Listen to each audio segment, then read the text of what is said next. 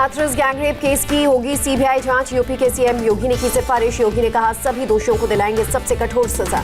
पीड़ित के भाई ने इंडिया टीवी से बातचीत में कहा, हमने नहीं की सीबीआई जांच की मांग, सुप्रीम कोर्ट की निगरानी में जांच होनी चाहिए।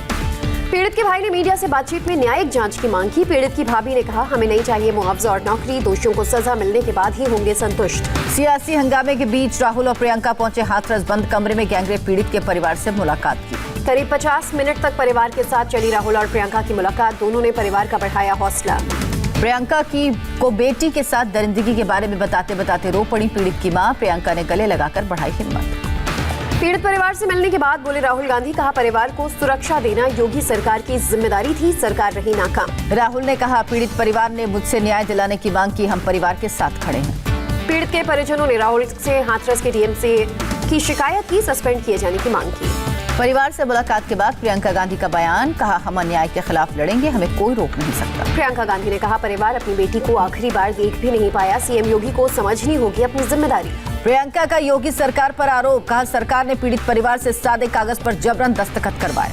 प्रियंका ने मुलाकात के बाद ट्वीट कर बताया, परिवार के 5 सवाल, बेटी के शव को पेट्रोल से जलाने और बार बार धमकाने का आरोप लगाया। हाथरस में पीड़ित परिवार से राहुल और प्रियंका की मुलाकात के दौरान केसी वेणुगोपाल सात्यार्थी, रंजन चौधरी भी मौजूद। राहुल प्रियंका के निकलने के बाद पीड़िता के घर गई एसआईटी की टीम। परिजनों से बातचीत की। सीबीआई और एसआईटी दोनों अलग अलग करेंगे जांच। अंतिम संस्कार के 4 दिन बाद परिवार ने उठाया पीड़ित की अस्थियां। इंसाफ मिलने तक अस्थियां प्रवाहित करने से इनकार।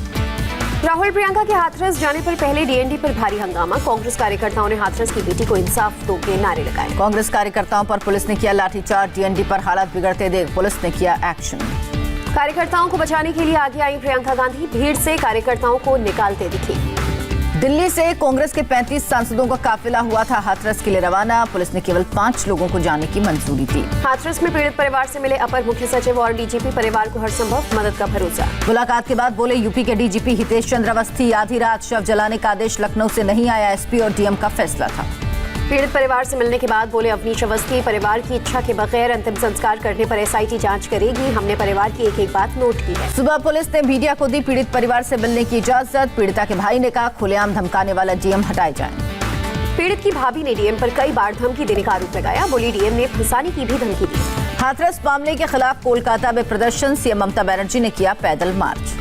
हाथरस के खिलाफ रैली में बोली ममता बनर्जी, बीजेपी को देश की सबसे बड़ी महामारी करार दिया। बीजेपी शासित राज्यों में दलितों के उत्पीड़न का आरोप। वाराणसी में केंद्रीय मंत्री स्मृति ईरानी का विरोध। समाजवादी पार्टी के कार्यकर्ताओं ने दिखाए काले झंडे। हाथरस मामले पर बोली स्मृति ईरानी, कहा एसआईटी जांच के बाद दोषियों पर होगी कार्रवाई। हाथरस पे दरिंदगी को लेकर आगरा में वाल्मीकि समाज का प्रदर्शन। पुलिस ने किया लाठीचार्ज। हाथरस कांड पर बलिया के बीजेपी विधायक का बेतुका बयान, कहा ऐसी घटनाएं न शासन से रुकेंगी न तलवार से। परिवार अपनी बेटियों को दे संस्कारी माहौल। कानपुर देहात में दिल दहलाने वाली वारदात। नाबालिग दलित लड़की के मिले शरीर के टुकड़े। पिता ने जमीनी रंजिश में अगवा कर रेप और मर्डर का आरोप लगाया। कानपुर देहात में 8 दिन से लापता थी लड़की। पिता ने कपड़े से शव की पहचान की। पुलिस ने 2 आरोपियों को हिरासत में लिया। अलीगढ़ के खैर पुलिस थाना क्षेत्र में 4 साल की मासूम से रेप। रिश्तेदार पर लगा आरोप। बच्ची अस्पताल में भर्ती, हालत स्थिर। बिहार चुनाव के लिए महागठबंधन ने सीट बंटवारे का ऐलान किया। 144 सीटों पर आरजेडी और 70 सीटों पर कांग्रेस लड़ेगी चुनाव। महागठबंधन में सीपीआई माले को मिली 19 सीट, सीपीआई 6 सीट और सीपीएम 4 पर लड़ेंगे चुनाव। तेजस्वी यादव होंगे महागठबंधन का सीएम चेहरा। कांग्रेस नेता अविनाश पांडे ने कहा, महागठबंधन में बड़ा भाई है आरजेडी। मुकेश साहनी की वीआईपी पार्टी ने प्रेस कॉन्फ्रेंस के दौरान महागठबंधन से तोड़ा नाता। पार्टी के लिए सीटों के ऐलान नहीं होने से नाराज थे मुकेश साहनी। मुकेश साहनी ने महागठबंधन पर पीठ में खंजर फूंकने का आरोप लगाया। प्रेस कॉन्फ्रेंस के दौरान समर्थकों ने की थी नारेबाजी। बिहार में विधानसभा चुनाव के लिए बीजेपी आज जारी कर सकती अपनी पहली लिस्ट। आज शाम बीजेपी संसदीय बोर्ड की बैठक। चिराग पासवान की पार्टी के साथ बीजेपी का सीट का अब तक पेंच नहीं सुलझा। बिहार के बीजेपी चुनाव प्रभारी फडणवीस ने जेडीयू नेताओं से की मुलाकात। कृषि कानून के खिलाफ आज पंजाब में राहुल की ट्रैक्टर रैली। हजारों किसानों के शामिल होने की उम्मीद। सीएम अमरिंदर और पंजाब के मंत्री होंगे शामिल। पंजाब के मोगा से होकर राहुल की ट्रैक्टर रैली हरियाणा में घुसेगी। हरियाणा में मंत्री अनिल विज ने कहा, राहुल को जुलूस लेकर राज्य में नहीं आने दिया जाएगा। राहुल गांधी की ट्रैक्टर रैली पर बोले अकाली दल प्रमुख सुखबीर सिंह बादल का ड्रामा करने के लिए पंजाब आ रहे राहुल गांधी। सुखबीर बादल ने कांग्रेस पर आरोप लगाते हुए कहा, कृषि कानून को सबसे पहले कांग्रेस ने उठाया, प्राइवेट मंडी खोलने को भी मैनिफेस्टो में शामिल किया। कृषि कानून के खिलाफ सुप्रीम कोर्ट पहुंचा आरजेडी सांसद मनोज झा, संवैधानिक वैधता को लेकर खड़े किए सवाल। सुशांत सिंह की मौत मर्डर नहीं, खुदकुशी का केस, एम्स की फॉरेंसिक टीम ने हत्या की थ्योरी खारिज की। फॉरेंसिक विभाग के हेड सुधीर गुप्ता ने इंडिया टीवी से की बात, कहा सुशांत की मौत सुसाइड का clear case. Doctor Sudhir Gupta के मुताबिक सुशांत के शरीर पर चोट के कोई निशान नहीं थे, किसी के साथ संघर्ष का भी कोई निशान नहीं था। एम्स रिपोर्ट के बाद मुंबई पुलिस कमिश्नर परमबीर सिंह ने कहा, हमारा रुख सही हुआ साबित।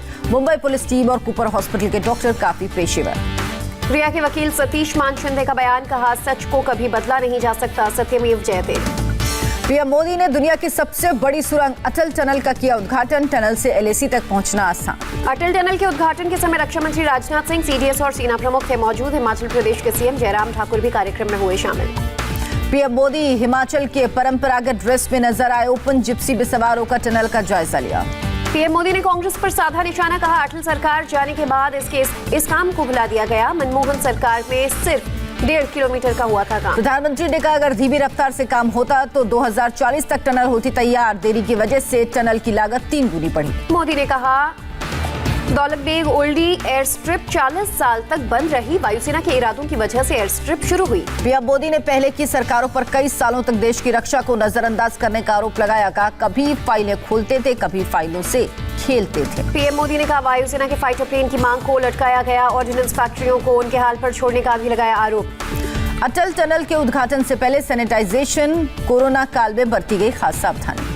लद्दाख में गलवान के शहीदों की याद में बना मेमोरियल 15 जून को हुआ था चीन से खूनी संघर्ष। लड़ाकू विमान राफेल 8 अक्टूबर को वायुसेना दिवस पर परेड में होगा शामिल, 10 सितंबर को औपचारिक तौर पर एयरफोर्स में शामिल हुआ है विमान। बंगाल की खाड़ी में भारत और बांग्लादेश नेवी के बीच दूसरे चरण का द्विपक्षीय अभ्यास, जहाजों ने की ड्रिल। 4 और 5 अक्टूबर को तीसरे चरण का होगा अभ्यास। दिल्ली पुलिस स्पेशल सेल ने दिल्ली में आतंकी हमले की साजिश रच रहे 4 संदिग्धों को किया गिरफ्तार, सभी संदिग्ध जम्मू कश्मीर के रहने वाले। 27 सितंबर को दिल्ली पहुंचे थे सभी संदिग्ध, पहाड़गंज में रहकर एक गाड़ी के जरिए कई जगहों पर की गई थी रेकी। बारामूला में सुरक्षा बलों ने बरामद किया आईईडी, मौके पर ही धमाका कर दिया नष्ट। चाइनीज लाइट टैंक्स पर बोले भारतीय टैंक कमांडर, कहा T-90 टैंक के सामने नहीं टिकेंगे लाइट टैंक्स।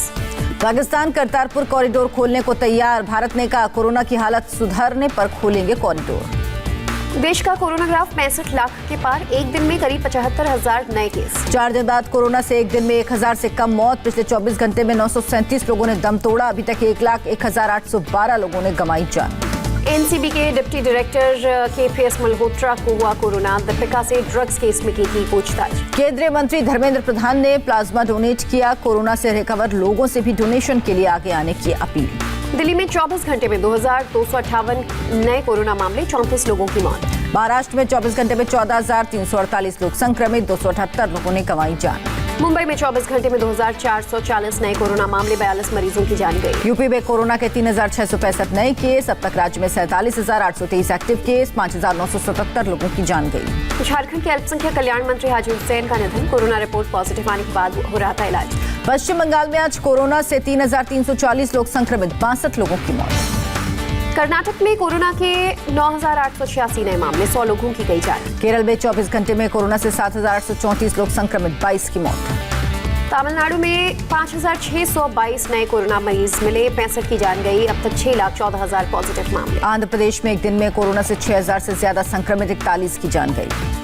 ठाणे से सटे भिवंडी में प्लास्टिक बोर्ड के गोडाउन में लगी भीषण आग, काफी मशक्कत के बाद दमकल की टीम ने आग पर काबू पाया, लाखों के नुकसान की खबर। मुंबई से सटे वसई में कारखाने में भीषण आग लगी, मौके पर पहुंची दमकल विभाग की गाड़ियां, हादसे में किसी के हताहत होने की खबर नहीं।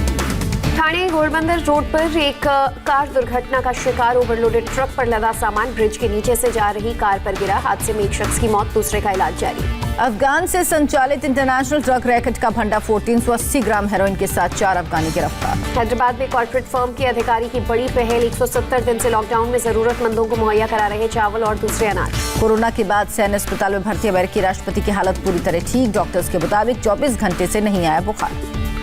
व्हाइट हाउस के chief of staff mark meadows के मुताबिक ट्रंप के लिए अगले 48 घंटे होंगे काफी अहम, अस्पताल ले जाने के समय हल्की खांसी और थकान की समस्या। मिलिट्री हॉस्पिटल के बाहर लगा ट्रंप के समर्थकों का जमावड़ा, जल्द ठीक होने के लिए की प्रार्थना। इटली में भारी बारिश के बाद बाढ़ जैसे हालात, कई नदियां ओवरफ्लो, 17 लापता लोगों की तलाश जारी। रेस्क्यू ऑपरेशन के दौरान एक फाइटर की मौत। अफगानिस्तान में मस्जिद के बाहर आत्मघाती हमले में 14 लोगों की मौत, 38 लोग घायल, ट्रक से किया गया हमला। अजरबैजान ने आर्मेनिया के नागोर्नो काराबाख इलाके में कई जगहों पर हवाई हमले किए, हमले का वीडियो जारी किया। आईपीएल में दिल्ली कैपिटल्स के बल्लेबाजों का धमाल, 4 विकेट पर 228 रन बनाए, कोलकाता नाइट राइडर्स को 18 रन से हराया। नाबाद 72 रन की पारी के साथ आईपीएल में फॉर्म पर लौटे कोहली। आईपीएल में रॉयल चैलेंजर बैंगलोर ने राजस्थान रॉयल्स को दी 8 विकेट से शिकस्त। दिल्ली में सीएनजी के दाम ₹1.53 प्रति किलो घटे। नोएडा, ग्रेटर नोएडा, गाजियाबाद में कीमतों में ₹1.70 की कमी। बिग बॉस सीजन 14 का शानदार प्रीमियर, कोरोना के कारण पहली बार प्रीमियर में कोई दर्शक नहीं था मौजूद। TV actress Jasmine Bhasin, Rubina समेत 8 कंटेस्टेंट ले ली एंट्री। राधे माने कंटेस्टेंट को आशीर्वाद देकर निकली। ड्रग्स विवाद में अक्षय कुमार ने बॉलीवुड का किया बचाव, कहा पूरे बॉलीवुड को मत करो बदनाम, एक नेगेटिव खबर से सालों की मेहनत होती है बर्बाद। नासा ने कल्पना चावला के नाम से इंटरनेशनल स्पेस स्टेशन में भेजा स्पेसक्राफ्ट, कई सवालों के जवाब ढूंढेगा क्राफ्ट।